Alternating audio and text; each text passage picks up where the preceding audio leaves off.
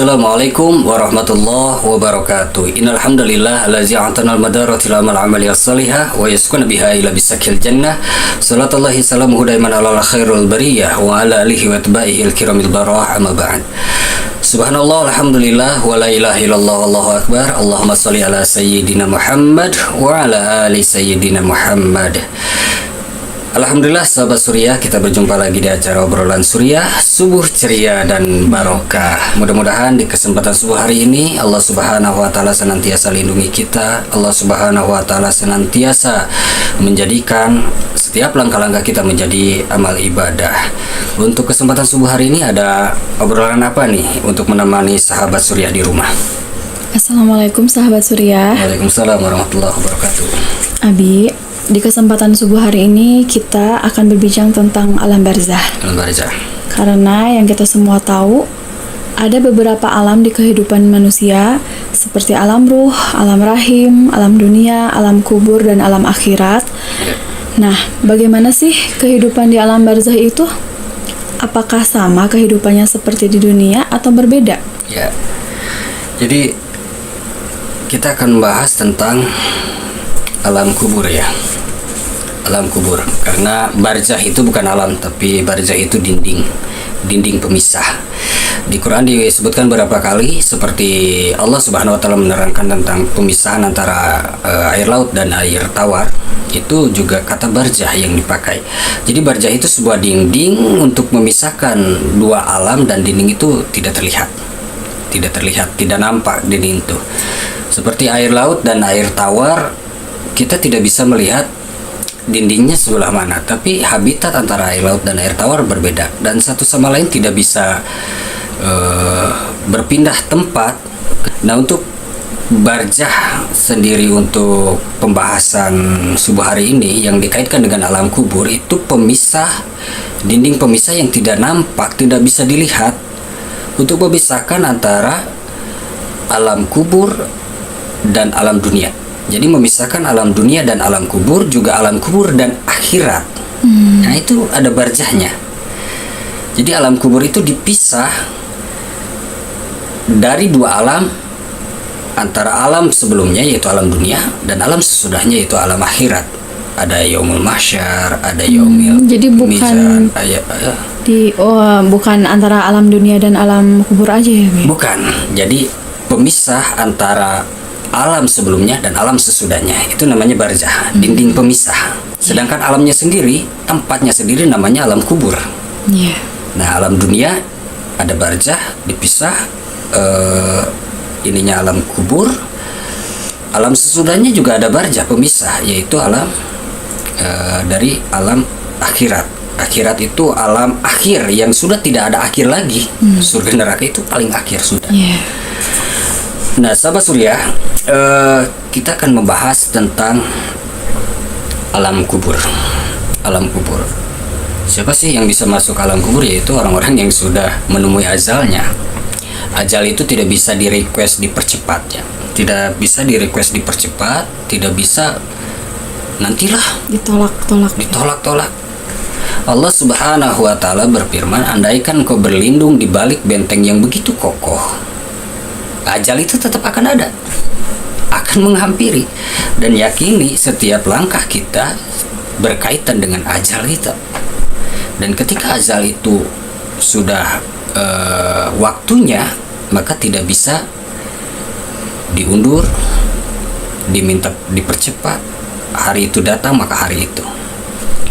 Banyak para nabi yang bersahabat dengan malaikat maut, dan ketika ajalnya tiba, ya sudah, maka dicabut ruhnya. Nah, ketika dicabut ruh itu, kita sudah bahas tentang proses pencabutan ruh di obrolan sebelumnya tentang sakaratul maut dan ada ziarah kubur. Kita sudah bahas sebelumnya.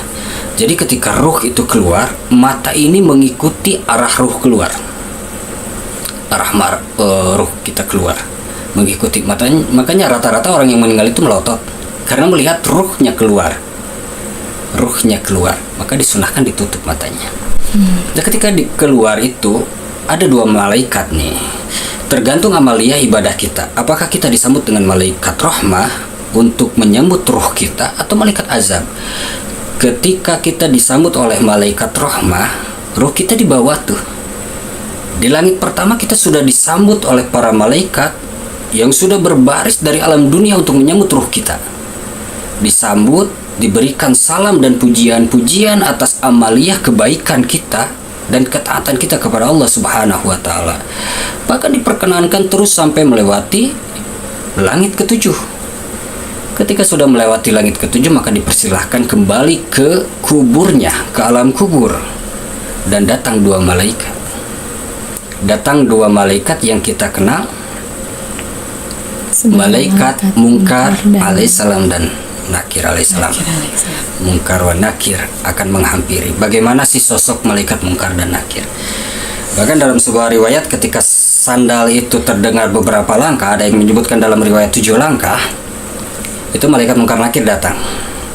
Malaikat Munkar Nakir itu tinggi besar, warnanya hitam kebiru-biruan, rambutnya keriting, matanya merah dan suaranya menggelegar, dan membawa besi atau garda. Besi itu dalam sebuah riwayat dikatakan jika diangkat oleh seluruh manusia sudah tidak terangkat. Walau alam besinya sebesar apa. Nah, bertanya kepada ahli mayit, ketika ahli mayit itu banyak amaliyah ibadah, kebaikan terhadap sesama banyak, ketika dipertanyakan pertanyaan-pertanyaan seperti man rabbuka, siapa Tuhanmu, wa nabiyuka, siapa nabimu, apa kitabmu, siapa saudaramu, di mana kiblatmu, dengan enteng kita bisa jawab, dengan mudah kita bisa jawab. Dan pertanyaan itu bisa dijawab bukan karena diapalin dari sekarang. Meskipun kita tiap hari ngapalin pertanyaan itu, tiap hari nih kita ngapalin pertanyaan-pertanyaan yang akan diajukan malaikat Munkar Nakir, kalau amaliyah kita tidak mendukung untuk menjawab, tidak bisa menjawab. Ketika malaikat Munkar Nakir bertanya, man rabbuka, siapa Tuhanmu, tapi amaliyah kita khianat kepada Allah Subhanahu wa taala, maka kita tidak akan bisa jawab. Ketika malaikat Munkar Nakir memberi pertanyaan, siapa nabimu dan bagaimana pendapatmu tentang orang ini, tentang Rasulullah, maksudnya kita tidak akan bisa menjawab kalau kita tidak mengenalnya dari sekarang, dari sunnah-sunnah, tidak mengenalnya dari para guru yang meriwayatkan bagaimana sosok Rasulullah Shallallahu Alaihi Wasallam, kita tidak akan bisa jawab. Jadi jawaban itu tergantung amaliyah ibadah kita, amaliyah kebaikan kita yang kita lakukan semasa hidup di dunia. Ketika jawaban itu semua benar, maka terdengar seruan dari langit, sodaqta hambaku, benar, maka hamparkanlah tikar dari surga. Kenikmatannya juga sudah dinampakkan oleh Allah Subhanahu wa taala, dan janji Allah Malik Yaumiddin, raja di hari pembalasan. Ketika dia berbuat baik, Allah Subhanahu wa taala akan menjamunya dengan hasil amal ibadah yang dia lakukan, hasil kebaikan yang dia lakukan. Ketika dia zalim, khianat, ketika dia banyak berbuat maksiat dan tidak sama sekali tobat, maka Allah Subhanahu wa taala juga akan mengazabnya sesuai dengan perbuatannya. Jadi benar-benar ini sudah murni kekuasaan Allah Subhanahu wa taala, dan Allah benar-benar nampakkan bagaimana kenikmatan itu yang nyata senyata-nyatanya, siksaan itu juga yang nyata senyata-nyatanya. Nah, ketika terdengar seruan dari langit itu untuk menjamu si ahli kubur, maka si ahli kubur ini diperkenankan oleh para malaikat untuk tidur. Tidurlah engkau sebagaimana tidurnya para pengantin. Maka tidur. Jadi di alam kubur itu ada kriteria orang yang ditidurkan oleh Allah Subhanahu wa taala. Sampai kapan? Sampai kiamat. Kalau misalkan kiamatnya 1000 tahun, dia tidur 1000 tahun di alam kubur. Kiamatnya misalkan 2000 tahun, dia tidur selama itu. Bagaimana dengan orang-orang soleh terdahulu yang masih Allah Subhanahu wa taala tidurkan sampai sekarang di alam kubur?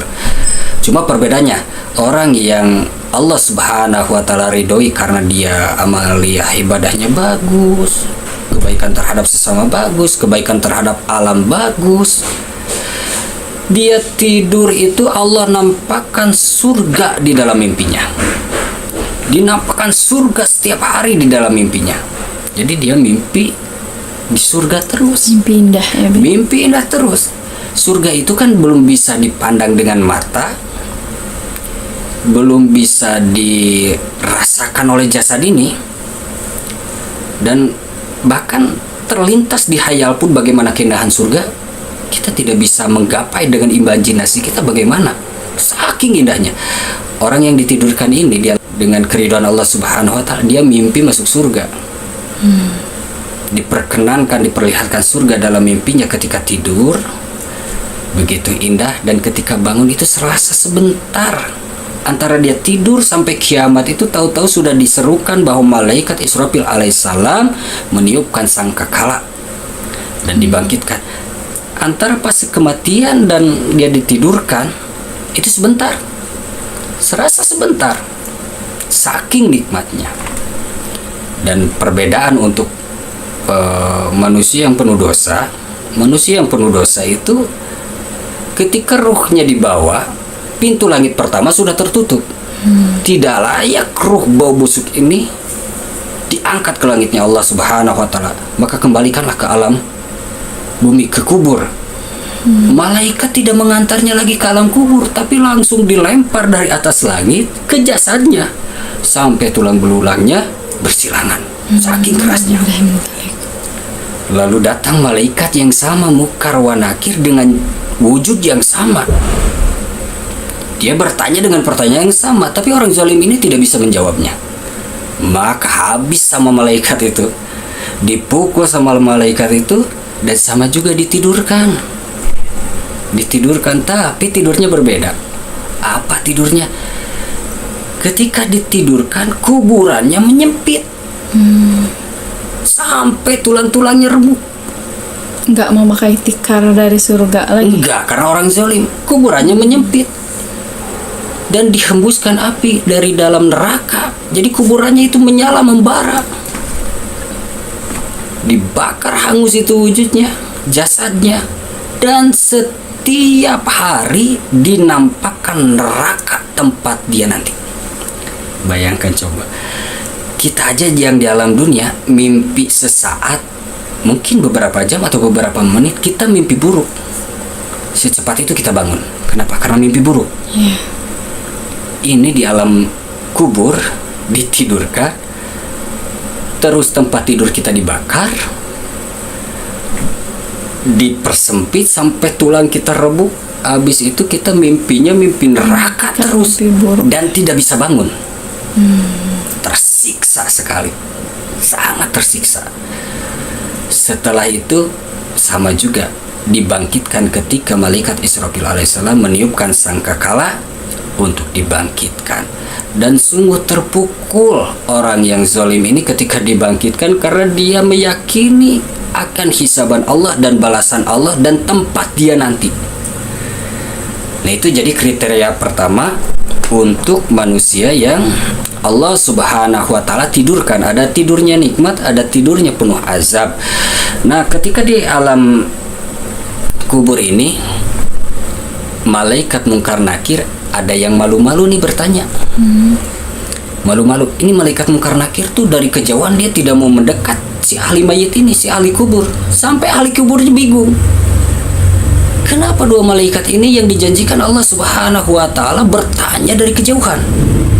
Jadi tidak mau mendekat. Tidak mau mendekat. Ternyata ada amalan Quran di sampingnya. Bagaimana jawab oleh malaikat Munkar Nakir kalau dia bertanya dari kejauhan itu karena malu ada amalan Qurannya, maka bertanya dari kejauhan. Dan ketika amalan Qurannya mempersilakan, silakan bertanya atas tugasmu yang ditugaskan oleh Allah Subhanahu wa Ta'ala, barulah bertanya. Itu indahnya ketika amaliyah ibadah kita senantiasa lakukan di alam dunia, itu nyata loh wujud di alam kubur sesuai yang diriwayatkan oleh Rasulullah Shallallahu Alaihi Wasallam. Itu menjadi pendamping kita.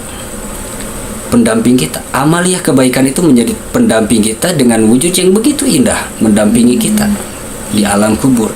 Kubur itu kata Rasulullah Shallallahu Alaihi Wasallam gelap. Maka ditafsirkan oleh alim ulama, gelapnya itu satu, gelapnya malam, gelapnya tempat yang begitu gelap karena tertutup oleh tanah, juga gelap karena pengetahuan kita tidak terlalu banyak tentang alam kubur kecuali dalil-dalil yang disebutkan dalam firman Allah Subhanahu wa taala Al-Qur'an dan hadis Rasulullah sallallahu alaihi wasallam. Selain itu tidak ada lagi informasi tentang alam kubur.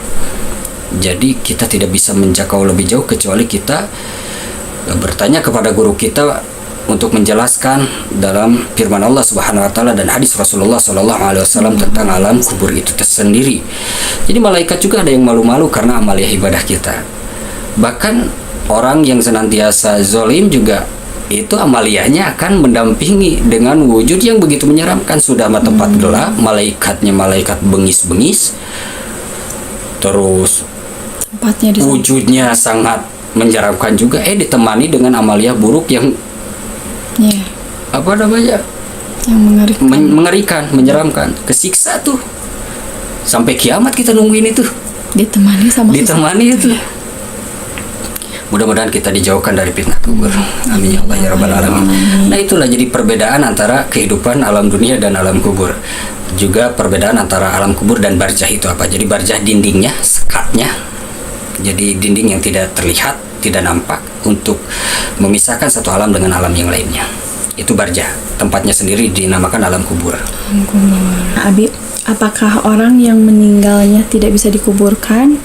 Dengan kata lain, jasadnya hanyut atau ada hal lainnya Iya. yang karena dikarenakan sesuatu mungkin ya? Iya. Apakah itu masih tetap masuk alam kubur atau gimana? Ya, misalkan meninggalnya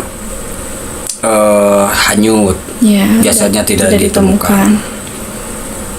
Di planet Salah manapun satu- meninggal. Salah satu contohnya. Misalkan lagi ke bulan, meninggal di bulan. Iya. Naik pesawat, misalkan pesawatnya meledak di atas, jasadnya tidak ditemukan. Apakah tetap masuk ke alam kubur? Iya, Atau yang tetap masuk dibakar. alam kubur. Yang dibakar pun sama, tetap masuk alam Masuk kubur. alam kubur. Itu fase pertama alam kubur itu. Fase pertama sebelum kita masuk ke alam akhirat, dikumpulkan di yaumul mahsyar. Itu fase pertama. Jadi semuanya masuk alam kubur dulu untuk mempertimbangkan dan melihat amalannya. Umi tahu nggak, ada sebuah riwayat nih, Ya. Utsman bin Affan radhiyallahu anhu, itu sahabat mulia kan, Ya. udah dijamin surga tuh. Yes. 10 sahabat utama Rasulullah Shallallahu Alaihi Wasallam, bahkan istananya sudah disebutkan, Ya. kenikmatannya sudah ada. Wafatnya juga ketika hendak wafat, meskipun tulang belulangnya sudah pada patah, tersenyum ketika ditanya, wahai sahabatku, apa yang kau rasakan? Terus Utsman bin Affan menjelaskan, sungguh engkau diam, sesungguhnya aku sedang berbicara dengan Rasulullah Sallallahu Alaihi Wasallam.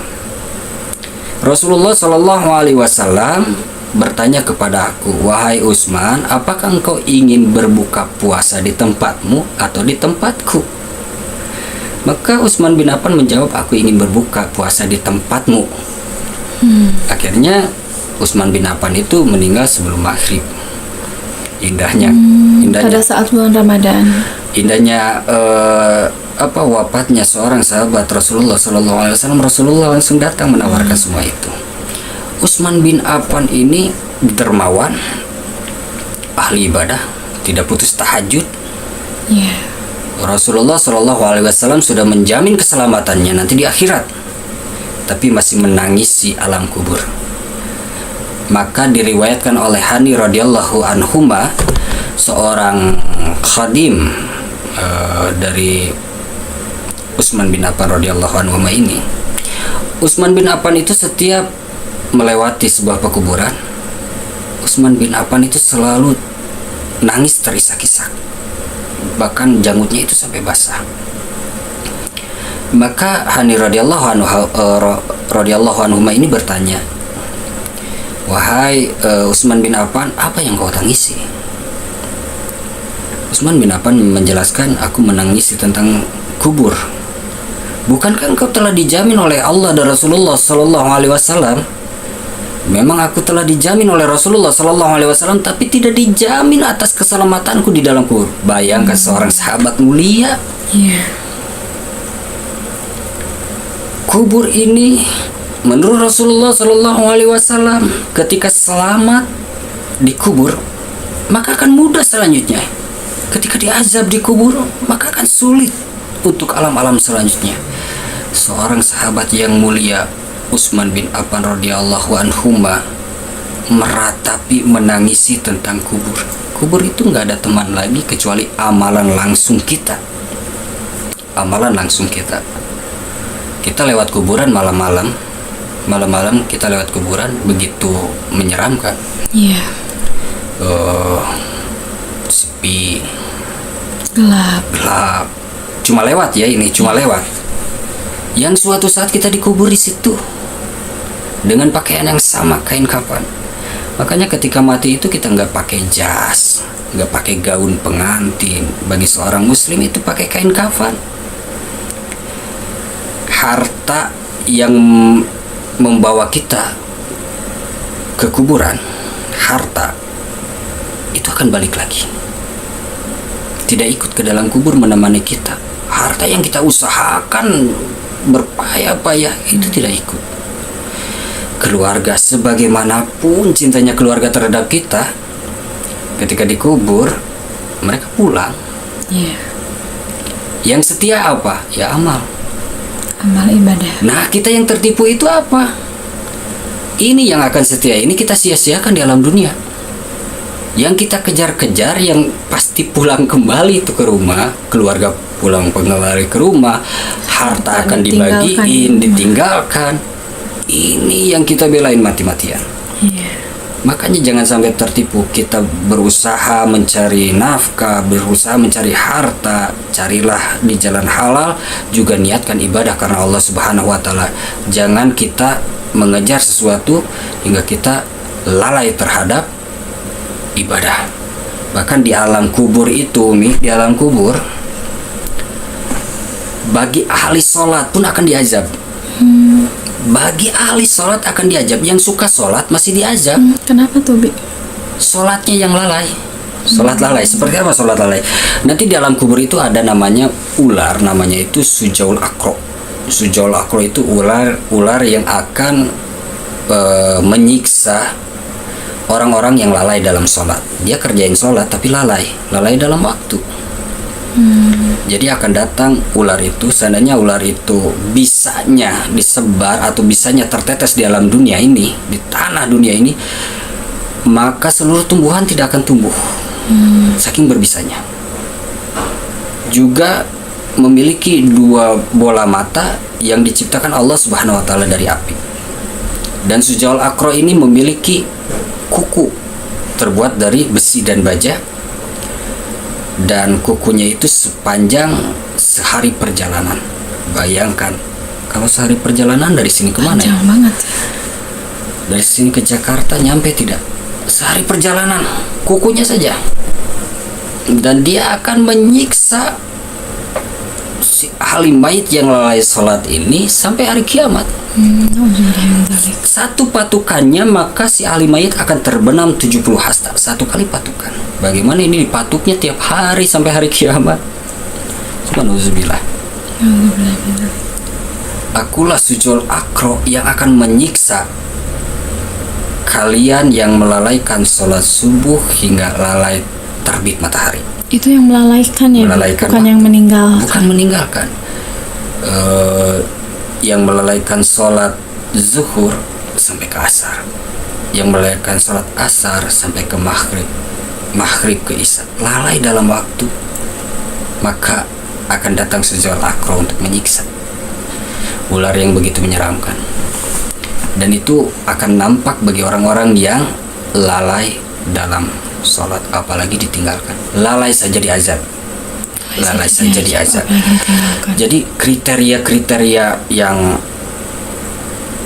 diberi kenikmatan dan diberi azab itu nampak. Jadi bagaimanapun proses nanti meninggal, jasadnya hilanglah, hancurlah, tenggelamlah, atau kemanapun, tetap masuk alam kubur untuk menikmati ladang ibadah dia yang lakukan, atau mendapat Apa siksaan siksaan karena amal atas perbuatan. dosa-dosa yang dia lakukan juga, Iya. tetap masuk alam kubur. Dan dalam kehidupan kubur itu ada yang ditidurkan seperti Abi yang ceritakan tadi, tidur yang nikmat karena diperlihatkan surga, tidur yang tersiksa karena diperlihatkan azab neraka. Juga ada juga orang-orang yang mendapat langsung kenikmatan. Jadi di surganya langsung diberi kenikmatan, mendapatkan rizki langsung dari Allah Subhanahu wa Di Ta'ala alam kubur. di alam kuburnya. Di alam kuburnya. Jadi enggak ditidurkan gitu, Bi. Tidak ditidurkan. Ada sebagian golongan yang tidak ditidurkan oleh Allah Subhanahu wa Ta'ala dan langsung diberikan nikmat. Diberikan nikmat, bahkan berkumpul dengan orang-orang soleh. Berkumpul dengan orang-orang soleh. Di alam kubur. Kalau misalkan kita cintanya terhadap amal ibadah, makanya nih Guru Abi pernah amanah, niatkan dalam hidup ini menunggu sholat, niatkan dalam hidup ini mencari ilmu.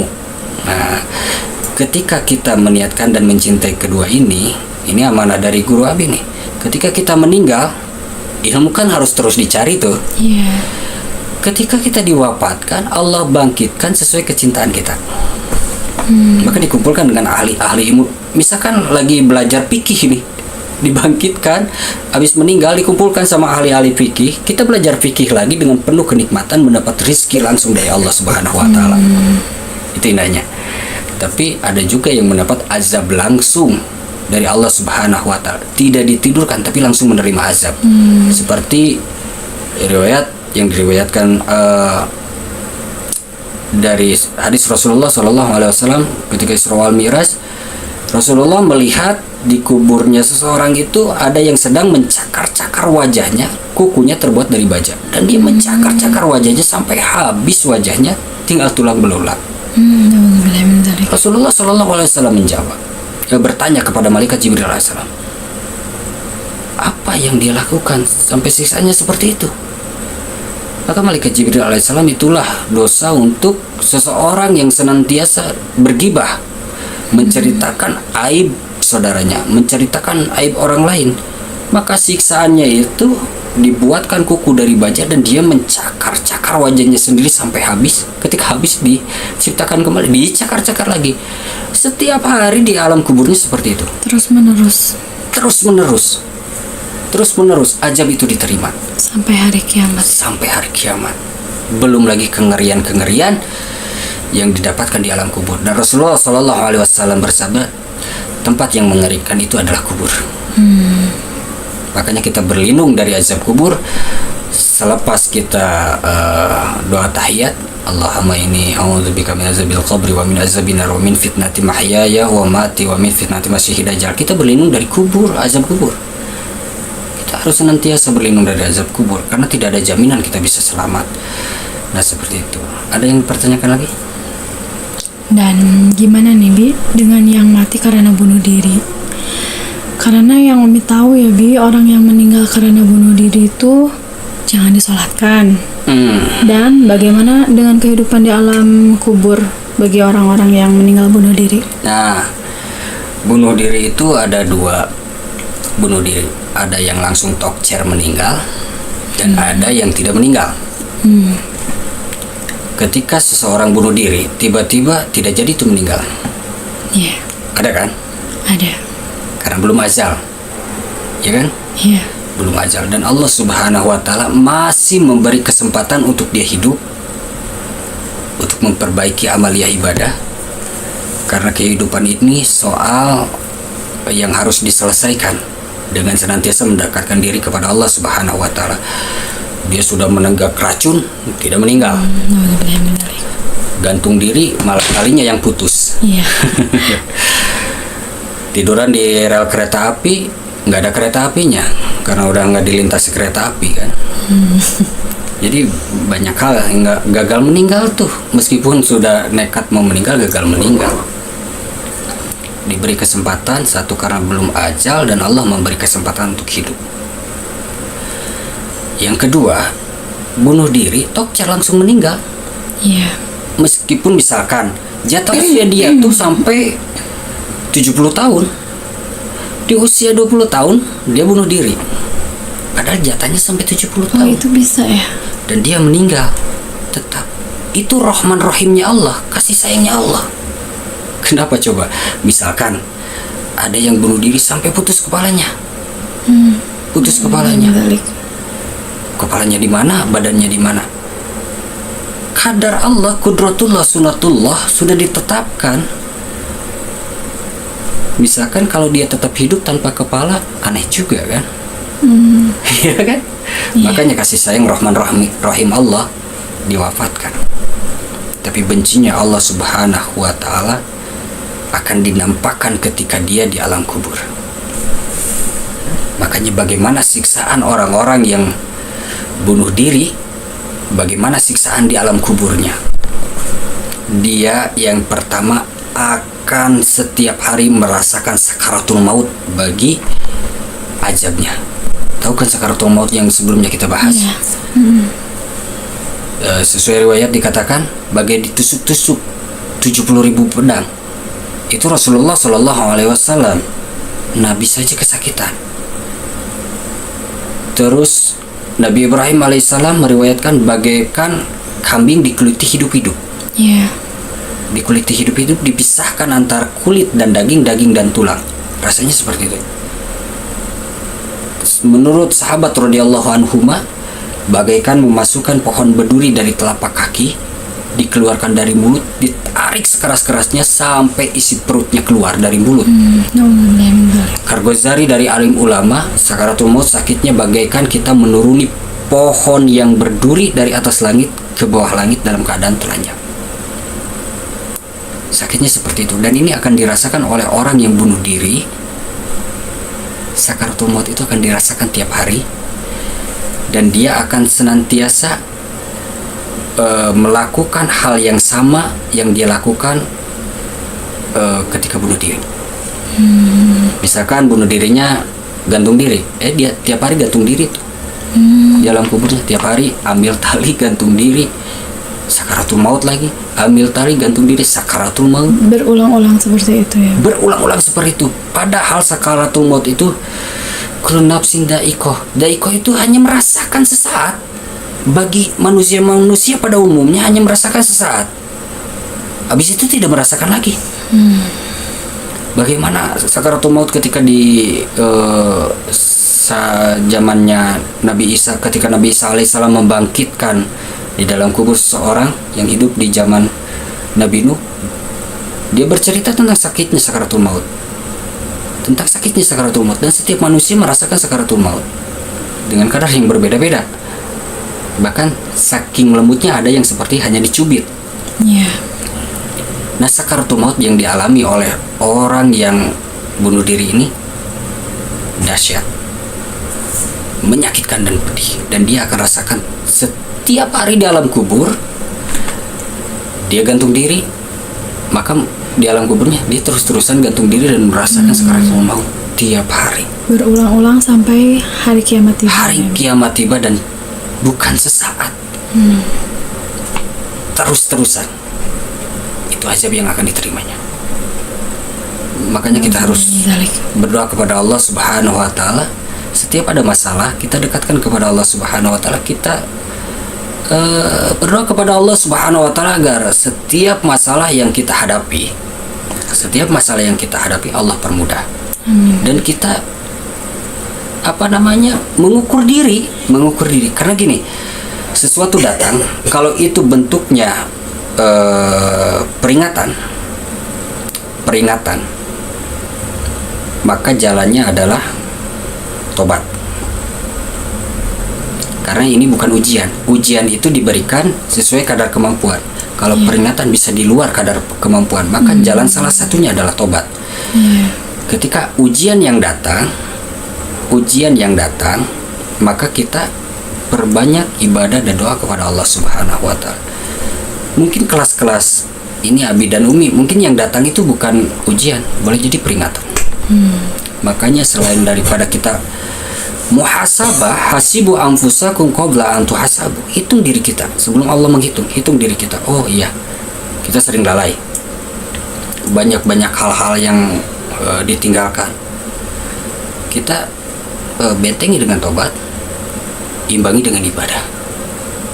Maka ketika ada masalah itu, meskipun peringatan, Allah Subhanahu wa Ta'ala beri kekuatan dan Allah Subhanahu wa Ta'ala berikan jalan keluar. Makanya jangan sekali-kali, apalagi seorang mukmin, seorang muslim, berputus asa. Rahmat Allah Subhanahu wa Ta'ala luas. Ketika ada masalah, minta Allah Subhanahu wa Ta'ala menguatkan kita dan memberikan kemudahan. Ahli dosa, jangan putus rahmat, jangan putus asa dari rahmat Allah Subhanahu wa Ta'ala. Lautan ampunan Allah Subhanahu wa Ta'ala luas. Allah itu benci dosa, dan Allah tidak pernah membenci pendosa. Pendosa itu diberi kesempatan oleh Allah Subhanahu wa Ta'ala selama nyawanya masih ada di badan, diberi kesempatan terus untuk bertobat kepada Allah Subhanahu wa Ta'ala. Lihatlah hambaku, lihatlah hambaku. Bahkan malaikat itu sudah ngenas tuh lihat kelakuannya. Ya Allah, matikan saja sekarang. Tidak, hambaku akan kembali. Tidak, hambaku akan kembali. Maka ketika kembali dalam tobatnya, dia sujud kepada Allah Subhanahu wa Ta'ala. Allah Subhanahu wa Ta'ala berbangga. Lihatlah hambaku. Bayangkan, ampunan Allah sangat luas, kasih sayang Allah sangat luas. Tapi di balik itu jangan sia-siakan kasih sayang Allah, jangan sia-siakan ampunan Allah, dan ingatlah, di balik kasih sayang Allah, di balik ampunan Allah, Allah Subhanahu wa Ta'ala mempunyai murka dan azab yang luar biasa. Jadi jangan mempermainkan tobat.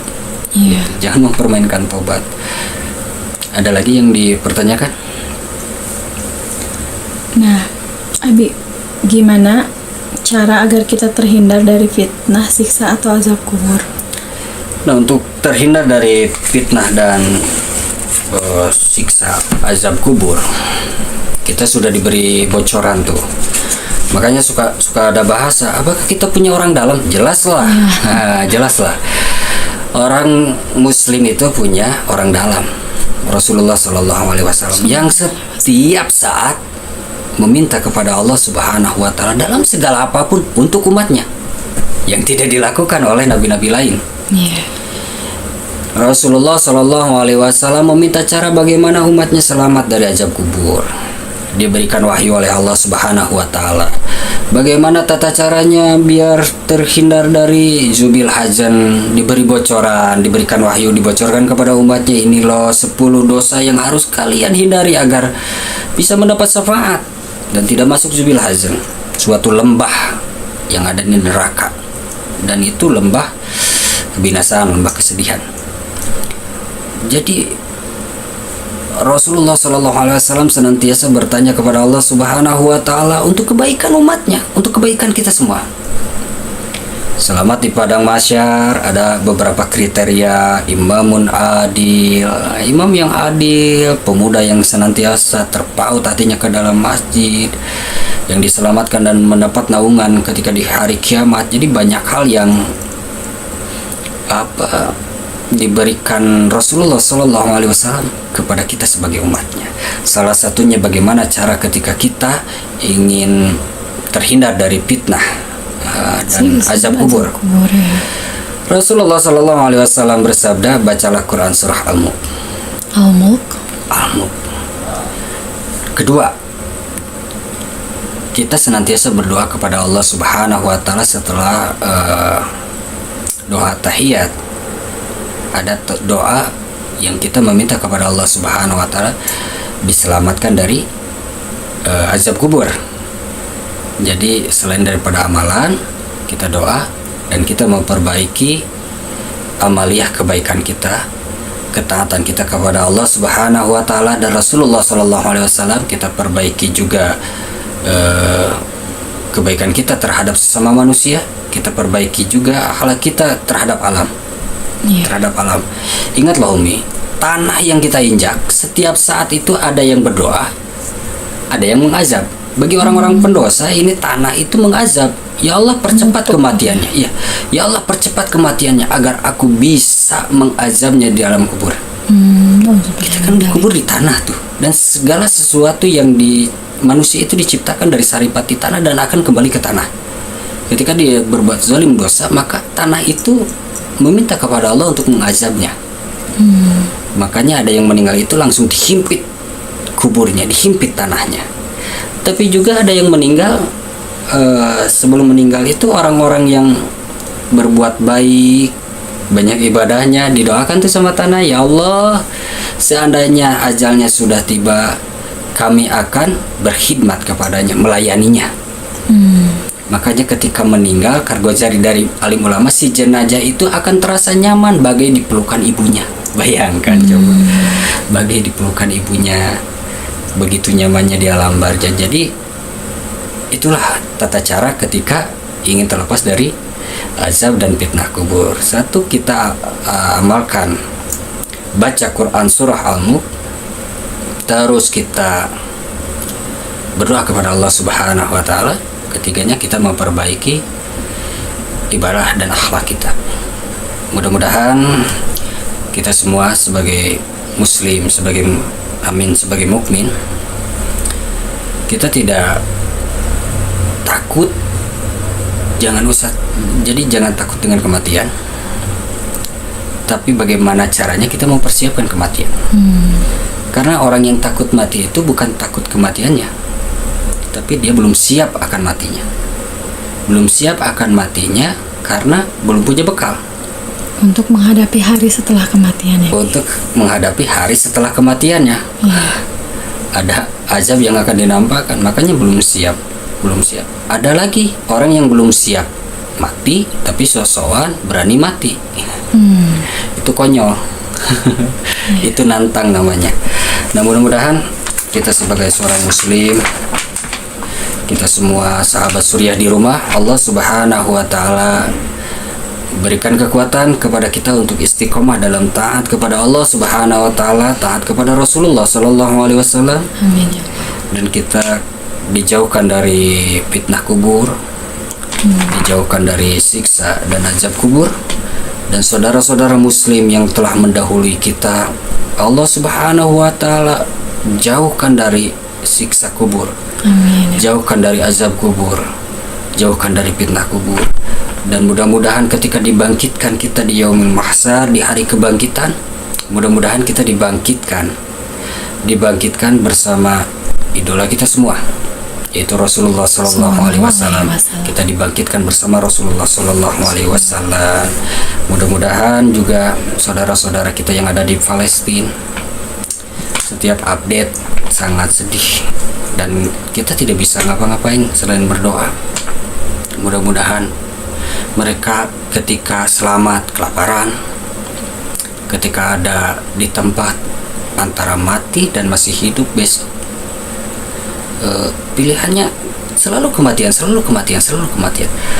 Kita berdoa kepada Allah Subhanahu wa taala, semoga saudara-saudara kita yang ada di Palestina, terutama yang ada di Gaza, Allah Subhanahu wa taala kuatkan, Allah Subhanahu wa taala sabarkan, Allah Subhanahu wa taala tetap istiqomahkan dalam taat kepada Allah Subhanahu wa taala dan Rasulullah sallallahu alaihi wasallam. Kita masih malu dalam keadaan selamat tapi jauh dari ketaatan. Dan mudah-mudahan Allah Subhanahu wa taala secepatnya membinasakan musuh-musuh Allah Subhanahu wa taala, dan secepatnya Allah Subhanahu wa taala memberi kemerdekaan, kebebasan untuk saudara-saudara kita yang ada di Palestina. Jumpa lain kesempatan insyaallah. Assalamualaikum warahmatullahi wabarakatuh.